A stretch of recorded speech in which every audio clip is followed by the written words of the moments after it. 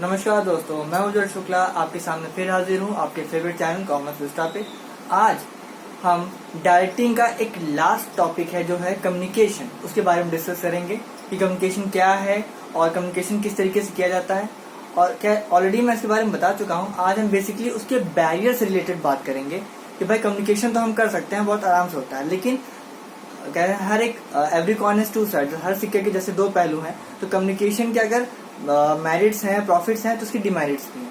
ठीक, तो आइए सबसे पहले देखते हैं कि किस किस तरीके के बैरियर्स हैं जिनके थ्रू कम्युनिकेशन रुकता है या रुकावट होती है जिसमें। ठीक है, पहला सिमेंटिक बैरियर्स। सिमेंटिक बैरियर्स का मतलब होता है जो कि कनेक्टेड होते हैं किस चीज से, किसी वर्ड या सेंटेंस के मीनिंग से रिगार्डिंग होते हैं।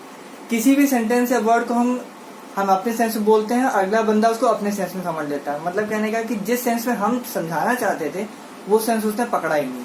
ठीक, मतलब वहां पे डबल सेंस हो जाता है, तो वो सिमेंटिक बैरियर इसी से रिगार्डिंग है। सेकेंड है साइकोलॉजिकल बैरियर। साइकोलॉजिकल बैरियर में मेन है कि हम बेसिकली किसी भी पर्सन के लिए, किसी चीज के लिए थिंकिंग डेवलप कर लेते हैं। फॉर एग्जाम्पल, अगर मैं किसी मिस्टर एक्स से अगर बात करना चाहता हूँ तो वो अगर मुझे कहेगा अरे यार बहुत बेकार आदमी, ये बहुत गुस्सैल है, इससे बात करना बेकार है, किसी की सुनता नहीं है। ठीक, तो यहाँ पे क्या साइकोलॉजिकल बैरियर, अगर मैं कोई चीज कहता हूँ तो उसको मिस्टर एक्स वाई या जेड जिससे भी मैं बात कर रहा हूँ वो उसे कंसिडर नहीं करेगा। ठीक है, तो स्टेट ऑफ माइंड में और भी चीजें हैं। उसमें दूसरी चीज ये है कि आप अपने स्टेटस को अपने दिमाग में बसा लेते हो कि हम तुमसे बड़े हैं तो हम तुम्हारे सामने कैसे झुक सकते हैं, या तुम्हारे पास कैसे आ सकते हैं, तुम मेरे पास आओ बात करने के लिए, इस तरीके की चीजें। थर्ड है ऑर्गेनाइजेशनल बैरियर। ऑर्गेनाइजेशन बैरियर में आपका सबसे पहली चीज रूल्स एंड रेगुलेशंस, और दूसरा है डेजिग्नेशन। यानी अगर एक ऑर्गेनाइजेशन स्ट्रक्चर में बोर्ड ऑफ डायरेक्टर्स है उसके और फोरमैन है, तो क्या फोरमैन सीधे बोर्ड ऑफ डायरेक्टर से बात कर सकता है? नहीं। रूल ये है कि उसे एक चैनल प्रॉपर फॉलो करना पड़ेगा, तभी वो ऊपर यानी बोर्ड ऑफ डायरेक्टर्स तक अपनी बात पहुंचा सकता है। लेकिन इस चैनल फॉलो करने में चीजें देर होंगी, उसकी बातें देर तक पहुंचेंगी, और जब तक उसकी बातें कंप्लीट होने वाली होंगी हो सकता है उसकी नीड पूरी ही ना हो पाए। ठीक है, और लास्ट है पर्सनल बैरियर्स। पर्सनल बैरियर्स में मेन है कि आपको आपके कलीग या आपके बॉस पे कॉन्फिडेंस ही नहीं, खासकर कलीग पे कॉन्फिडेंस ही नहीं है कि वो बंदा सही चीजें डिलीवर कर सकता है या वो सही चीजें बता सकता है। ठीक, तो वो आपके इस तरह के बैरियर्स में आते हैं। अब आइए इन बैरियर्स को लॉन्ग देते हैं यानी लेंथ में देखते हैं कि इनको एग्जैक्टली किन किन फॉर्म में देखा गया है। ठीक है, चलते हैं सिमेंटिक बैरियर्स पे। पहला है badly express messages. Badly express message main है कि आपके पास अगर अच्छी वोकैबुलरी है अगर अच्छी वोकैबुलरी नहीं है तो आप करेंगे क्या, आप उस मैसेज को गलत तरीके से कन्वे कर सकते हैं। फॉर एग्जाम्पल, अगर एक मैनेजर अपने नीचे वालों को कोई इंस्ट्रक्शन देता है उसके पास, और इंग्लिश में इंस्ट्रक्शन देता है और उसके पास तब वोकैबुलरी यानी वर्ड्स की कमी है, तो वो क्या कर सकता है, वो जो सेंस उसको बताना है, ठीक, और एग्जैक्टली वो वर्ड वो यूज ना करके कोई और वर्ड यूज कर लेता है, तो वहां पे क्या होगा, मिस कन्वीनियंस हो जाएगा। ठीक है, यानी मैसेजेस का मिस इन्फॉर्मेशन हो जाएगी, और मिस इन्फॉर्मेशन की वजह से जो एग्जैक्टली कन्वे करना था वो ना होकर के कुछ और कन्वे हो गया। ठीक है, तो वो आपका बैडली एक्सप्रेस मैसेजेस में जाएगा। क्लियर। सेकेंड है symbols of words with different meanings. यहाँ पे symbol of words with different meanings का एक सीधा साफ मतलब ये है कि कभी कभी होता क्या है कि एक ही वर्ड के कई सेंस होते हैं। ठीक, जैसे फॉर एग्जाम्पल मैं यहाँ दो वर्ड लिख रहा हूँ, इसको आप देखिएगा, प्राइस और एक प्राइस। इस प्राइस का मतलब होता है किसी प्रोडक्ट या सर्विस का मूल्य, यानी जिसको हम पे करते हैं, और इस प्राइस का मतलब होता है किसी को अवार्ड या रिवॉर्ड देना। ठीक, तो अगर इन दोनों में अगर आप डिफरेंस नहीं कर पा रहे हैं अपने बोलने चालने में या लिखने में, तो वहां भी आपका एक सिमेंटिक बैरियर होगा। क्योंकि मैंने क्या कहा, सिमेंटिक बैरियर का मतलब है it is related with the meaning of words and sentences. तो वर्ड दोनों में डिफरेंस था। इस प्राइस का मतलब किसी का वैल्यू, और इस प्राइस का मतलब था किसी को रिवॉर्ड या अवार्ड देना। ठीक है। Third, faulty translation. अब एक कंपनी के अंडर में हर कोई हाईली क्वालिफाइड तो होता नहीं है। जैसे फोरमैन है या लेबर क्लास आदमी है तो वो कितना पढ़ा लिखा होगा, 6 या 7 पास या 10 पास। लेकिन अगर बोर्ड ऑफ डायरेक्टर्स अगर किसी को या अपने नीचे में से लास्ट जो लाइन होती है 4th क्लास एम्प्लॉयज अगर कोई इंस्ट्रक्शन दे रहे हैं और वो पूरा इंग्लिश में छपा हुआ है, उन्हें इंग्लिश नहीं आती, उन्होंने किसी से ट्रांसलेट करा लिया, ठीक, और वो ट्रांसलेशन गलत ट्रांसलेट हो गया, तो क्या जो मैसेज बोर्ड ऑफ डायरेक्टर्स कहना चाहते थे या हायर अथॉरिटी कहना चाहती थी, क्या वो 4th क्लास एम्प्लॉय समझ पाएगा? और समझा भी तो किस सेंस में समझा, जो ट्रांसलेशन किया गया वो गलत ट्रांसलेशन कर दिया गया कि हाँ भैया इस मैसेज का ये मतलब था, आपने ये निकाल दिया। तो जब गलत ट्रांसलेशन होगा तो गलत मैसेज भी कन्वे होगा और फिर उसी के अकॉर्डिंग काम भी होगा, तो जो काम होगा वो भी गलत ही होगा। ठीक, तो फॉल्टी ट्रांसलेशन का सिर्फ इतना मतलब है कि जो ट्रांसलेटर है अगर वो गलत ट्रांसलेट कर देता है तो वो गलत ट्रांसलेशन ही उसका सेंस नीचे यानी फोर्थ क्लास एम्प्लॉयज को मिलेगा, क्योंकि एग्जैक्टली टॉप अथॉरिटीज नहीं करना चाहती। ठीक, अगला है अनक्लैरिफाइड एजम्पशन। अनक्लैरिफाइड एजम्पशन पे मैं कहूंगा कि अगर हम लोग कहते हैं ना किसी को कि take care of the goods, for example कि सामान का ध्यान रखना, तो जनरली हम इस सेंटेंस का क्या मतलब निकालते हैं कि मुझे कमांड दी गई है कि मुझे सामान को सेफली रखना है, उसको मैं रखता हूँ। मान लीजिए प्रोडक्शन प्लेस पे कोई हायर अथॉरिटी कहती है take care of the goods, तो गुड्स का मतलब हुआ कि उसकी क्वालिटी का ध्यान रखना है, ना कि सामान का ध्यान रखना है। और वहां जो फोर्थ क्लास एम्प्लॉयज है उसको लगा कि भाई कि हाँ मुझे इंस्ट्रक्शन दिए जा रहे हैं कि सामान को संभाल के रखना है, तो उसने वही चीज कर दी। ठीक, पांचवा है टेक्निकल जार्गन। टेक्निकल जार्गन का मतलब है टेक्निकल वर्ड्स को यूज करना। फॉर एग्जाम्पल जैसे अब मैं हूँ, आपको पढ़ा रहा हूँ, तो मैं कॉमर्स फील्ड का हूँ, आप लोग जितने फॉलो कर रहे हैं हो सकता है आप में से कुछ लोग कॉमर्स फील्ड के ना भी हों, तो अगर मैं कोई कॉमर्शियल टर्म यहाँ यूज कर लेता हूँ जो आपने कभी सुना नहीं है, कभी देखा नहीं है, तो आप मेरी लैंग्वेज को शायद ना पकड़ पाए।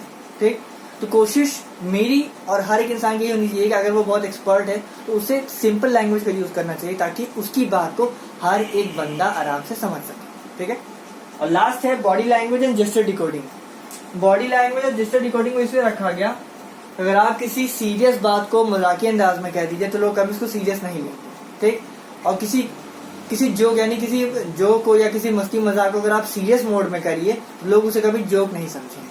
ठीक, लोग उसे सीरियस ही मानेंगे। मतलब कहने का कि जिस मूड में आपकी किसी चीज को कहा है उसी मूड में आपकी बॉडी लैंग्वेज भी होनी चाहिए, यानी फेशियल एक्सप्रेशन या हाव भाव भी होना चाहिए। आप मजाक कर रहे हैं तो फनी मूड दिखाइए खुद को, तभी लोग उसको फनी समझेंगे। वरना अगर आपने किसी मस्ती मजाक को सीरियस मोड में या गुस्से में कह दिया तो लोग उसको सीरियस मान के चलेंगे और कभी उसको लाइटली नहीं लेंगे। ठीक, चलते हैं सेकंड पे, जो कि है आपका साइकोलॉजिकल बैरियर, सीओ। अगला है psychological barrier. Psychological barrier basically हमारी थिंकिंग पे बेस करता है, स्टेट ऑफ माइंड पे बेस करता है। ठीक, पहला है pre mature evaluation. Pre mature evaluation का मेन मतलब है कि किसी भी, जैसे कोई सेंडर आया, उसने किसी भी मैसेज के मिलने से पहले हम उसका एक इवैल्यूएशन करते हैं। अरे हाँ, अरे ये यही ना, इसको ऐसे करना है ना। अब बंदे ने मैसेज पूरा भी नहीं किया, रात में उसको पहले ही इवैल्यूएट कर दिया कि हाँ इसमें ये चीज मिलनी है या ये चीज करनी है। अरे पहले उसको बात तो पूरी सुन लो कि वो क्या कहना चाहता है। लोग कहते नहीं, मतलब आधा सेंटेंस भी उसने खत्म नहीं किया तो कहते हाँ हाँ हमें पता है उसमें क्या करना है। अब पता चला बात कुछ और थी और हमने समझ कुछ और दिया। ठीक, तो ये एक साइकोलॉजिकल बैरियर है। ठीक है, ऐसे लोग ओपन माइंडेड नहीं होते, ऐसे लोग बड़े नैरो माइंडेड होते हैं और वो अपनी ही चलाते हैं, अपनी ही करते हैं। अगले चाहे जो कुछ भी कहे उनको अपनी ही करनी होती है। Second, lack of attention. Lack of attention का मेन मतलब है कि अगर हमारे अंदर में मान लीजिए कोई चीज हम लोग देख रहे हैं, सुन रहे हैं और हमें बोरियत हो रही है, तो मेन होता है कि जब बंदा बोर होता है तो बोर होते समय उसको अगले की बात पे कंसंट्रेशन नहीं रहता, कोई इंटरेस्ट ही नहीं रहता, तो वो उसको बड़े अनमने ढंग से सुनता है और उसके अकॉर्डिंग उस पर रिएक्ट भी करता है। ठीक, तीसरा loss by transmission and poor retention. Transmission का लॉस मतलब है कि अगर मैंने किसी से कहा कि जाओ मिस्टर एक्स को बुला लाओ, अगले ने कहा जाओ, सर ने कहा कि मिस्टर एक्स को बुला लाओ, अगले ने कहा यार मिस्टर एक्स कहाँ है। ठीक, ऐसे करते होता कि जो मैंने एग्जैक्ट कंटेंट बताया था वो धीरे धीरे एडिट होता जा रहा है और एक्स तक पहुंचते पहुंचते हुआ कि एक्स कहाँ हो तुम, मैं तो यहाँ, तो मतलब ये हुआ कि क्या हुआ, तो उसको याद ही नहीं रहा कि exact main content of the message क्या था। और मैंने कहा था, क्या कहा था, जब मिस्टर एक्स को बुला लाओ मुझे बात करनी है, मैंने ये कहा था। और उस तक बात पहुंचते पहुंचते क्या बात पहुंची, सिर्फ मिस्टर एक्स बचा और कुछ नहीं बचा। पुअर रिटेंशन यही है कि हमने जिसको जो मैसेज दिया था, कहने के लिए बोला था, उसने किस हद तक पूरे वर्ड्स अगले बंदे को कन्वे किए हैं। ठीक है, और लास्ट है डिस्ट्रेस। डिस्ट्रेस का मतलब है अगर कोई बंदा आ रहा है और उसकी एक मान लीजिए कोई फीचर है कि उसने अपनी बातों को ही काटना होता है, उसकी बातें झूठी निकल जाती हैं, हम उसके ऊपर ट्रस्ट नहीं करते। इस डिस्ट्रेस की वजह से हम उसके मैसेजेस को भी कोई सीरियसली नहीं लेता। ये भी एक साइकोलॉजिकल बैरियर माना जाता है। ठीक है, अगला चलते हैं जो कि है आपका ऑर्गेनाइजेशनल बैरियर और फिर चलेंगे लास्ट पे। ठीक है, सी यू इन द वीडियो। अगला है ऑर्गेनाइजेशनल बैरियर। ऑर्गेनाइजेशनल बैरियर मैंने पहले बताया था कि ऑर्गेनाइजेशन स्ट्रक्चर के अकॉर्डिंग चलता है, जिसमें आपके स्टेट ऑफ माइंड होता ही है, साथ ही साथ आपका स्टेटस डिफरेंस भी इसमें एक बहुत बड़ा बैरियर बनता है। मेन है ऑर्गेनाइजेशन पॉलिसी अगर ये कहे कि आपको जो भी मैसेज कन्वेंस करना है वो आपको प्रॉपर चैनल या प्रॉपर मेथड के थ्रू करना होगा। अब एक 4th क्लास एम्प्लॉय अगर स्ट्रेट बॉस से बात करना चाहता है तो क्या वो कर सकता है? नहीं, उसको एक प्रॉपर चैनल फॉलो करना है। इसकी वजह से होगा क्या कि उसके मैसेज पहुंचने में होगी देरी, और जो चाहता था कहना हो सकता है वो बात उन तक, यानी टॉप ऑफिशियल उन तक पहुंचते पहुंचते खत्म हो जाए या कट जाए। ठीक, ऐसे कई ऑर्गेनाइजेशन मैंने देखे हैं जिसमें आप स्ट्रेट बॉस से बात कर सकते हैं। बॉस इतना लिबरल हम्बल होता है कि वो सीधे कहता है कि भाई जिसको भी दिक्कत हो वो स्ट्रेट आके मुझसे बात कर सकता है, चाहे वो 4th क्लास एम्प्लॉय हो, 2nd क्लास हो या 3rd क्लास हो। ठीक है। रूल्स एंड रेगुलेशन मेन आपका आता है कि कम्युनिकेशन 2 तरीके से हो सकता है। ठीक, एक ओरल और एक रिटन। जनरली हम लोग ओरल पे ज्यादा विश्वास करते हैं। विश्वास इस वजह से क्योंकि वो जल्दी फैल सकता है, लेकिन रिटन है पेपर पे लिख दिया, लिफाफे में डाल दिया, उसको रख दिया, वो डिस्पैच होगा, पहुंचेगा, तब वहां खुलेगा, तब उसको पढ़ा जाएगा। लेकिन अगर ओरल है, ओरल फटाफट एक दूसरे के थ्रू, वर्ड ऑफ माउथ के थ्रू पहुंच जाता है। ठीक है। मेन है रूल्स ऑफ रेगुलेशंस में कि आपको अगर रजिस्ट्रार सर को अगर मैसेज करना हो या उनको कुछ लिखना हो तो मुझे क्या एक प्रॉपर एप्लीकेशन लिखनी होगी, फिर उससे फॉरवर्ड कराना होगा एचओडी से, फिर उसको लेके जाएगा, फिर वहां पहुंचेगा, तब वो पढ़ेंगे।